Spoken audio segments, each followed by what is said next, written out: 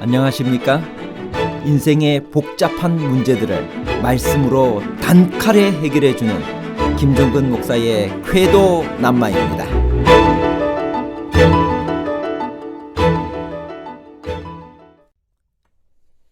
마태복음과 누가복음의 시험의 순서가 다릅니다.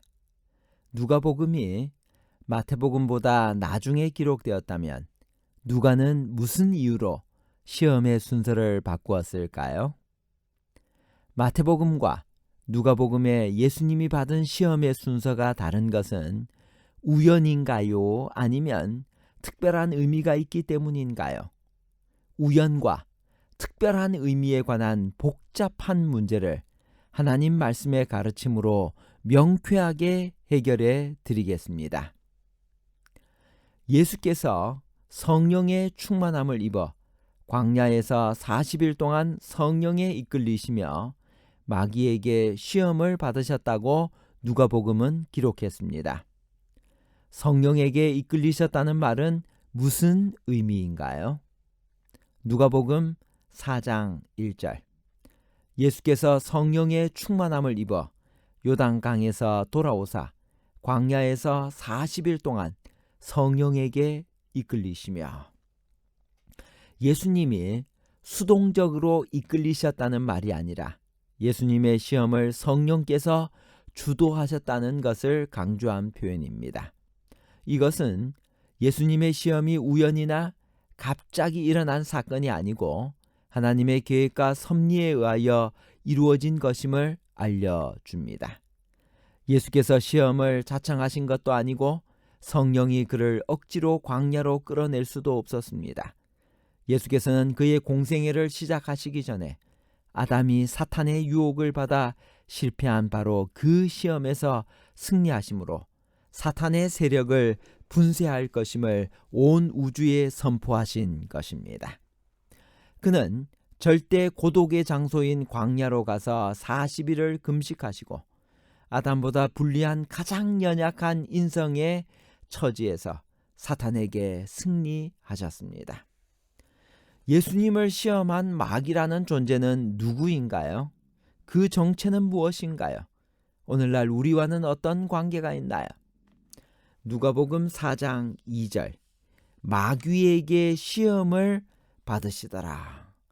계시록 12장 9절 큰 용이 내어 쫓기니 옛뱀 곧 마귀라고도 하고 사탄이라고도 하며 온 천하를 꿰는 자라. 그가 땅으로 내쫓기니 그의 사자들도 그와 함께 내쫓기니라. 베드로전서 5장 8절 근신하라 깨어라 너희 대적 마귀가 우는 사자같이 두루다니며 삼킬 자를 찾나니. 마귀는 성경에서 사탄과 동일한 의미로 쓰였습니다.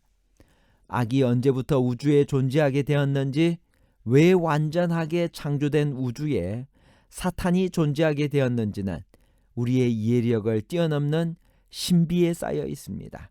우리는 단지 성경에 기록된 것들을 통하여 사탄의 존재를 알 수 있을 뿐입니다.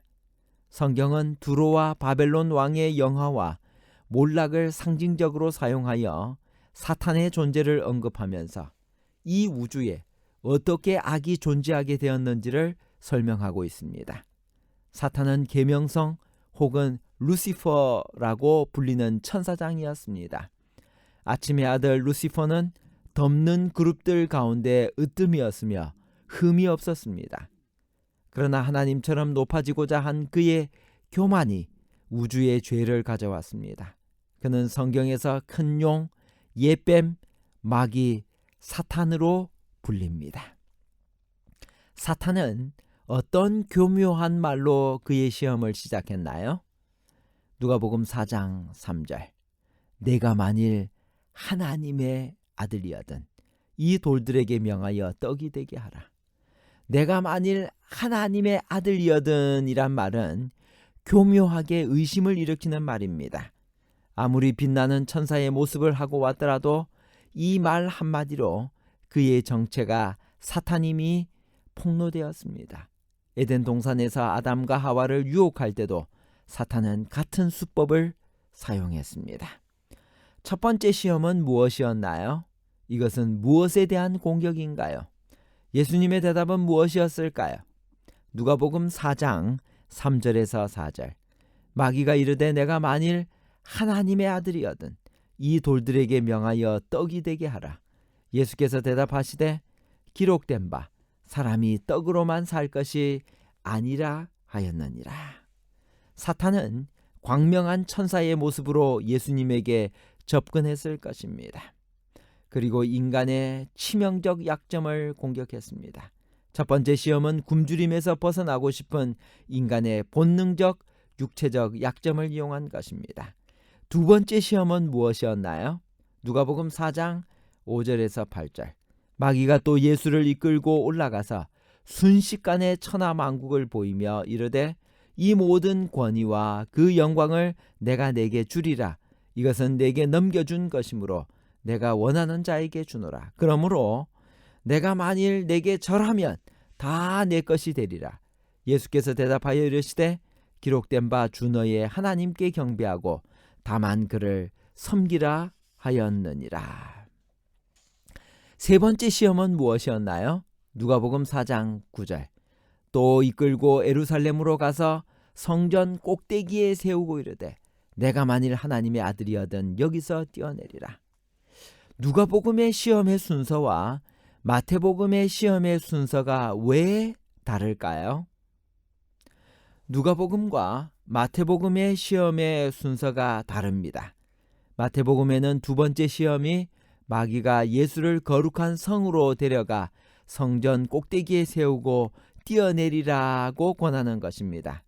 그러나 누가복음에는 세 번째 시험, 즉 마지막 시험이 마귀가 예수님을 이끌고 예루살렘으로 가서 성전 꼭대기에 세우고 뛰어내리라고 권하는 시험입니다.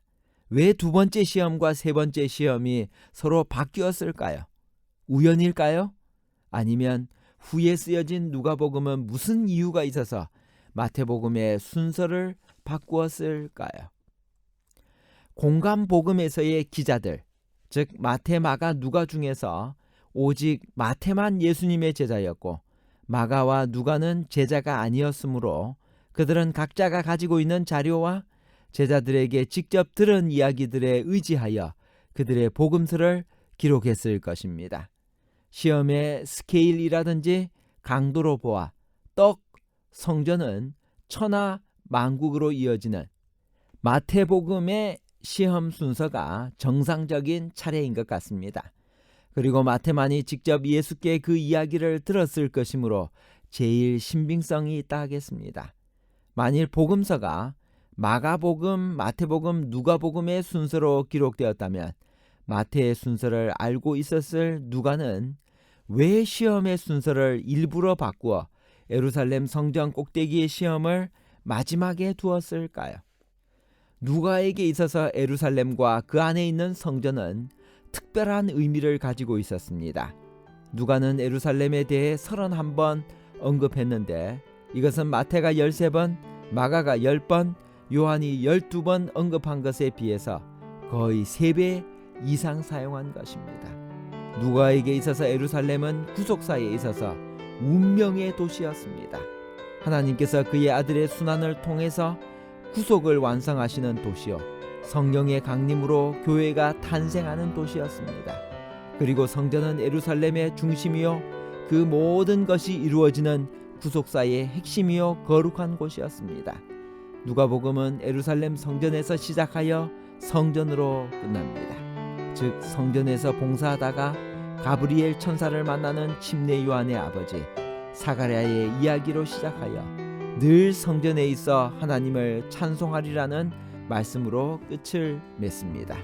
이렇게 예루살렘과 성전을 중요시하는 누가는 구속사에 있어서 중요한 의미를 갖는 예수님과 사탄의 대쟁투를 예루살렘 성전에서 마치고 싶었을 것입니다. 그리고 그 성전에서 얻으신 예수님의 승리에 가장 큰 비중을 두고 싶어서 그 이야기를 마지막으로 배치했을 것이라고 생각됩니다. 결론입니다. 첫 번째, 마태복음과 누가복음의 예수님이 받은 시험의 순서가 다른 것은 우연이 아니라 특별한 의미가 있기 때문입니다. 둘째, 누가에게 있어서 예루살렘과 그 안에 있는 성전은 특별한 의미를 가지고 있었습니다. 누가에게 있어서 예루살렘은 구속사에 있어서 운명적인 도시였습니다. 그리고 성전은 예루살렘의 중심이요 그 모든 것이 이루어지는 구속사의 핵심이요 거룩한 곳이었습니다. 셋째, 누가복음은 예루살렘 성전에서 시작하여 성전으로 끝납니다. 누가는 예수님의 시험의 클라이맥스를 성전에 두고 그 성전에서 얻으신 예수님의 승리에 가장 큰 비중을 두고 싶었을 것입니다. 감사합니다.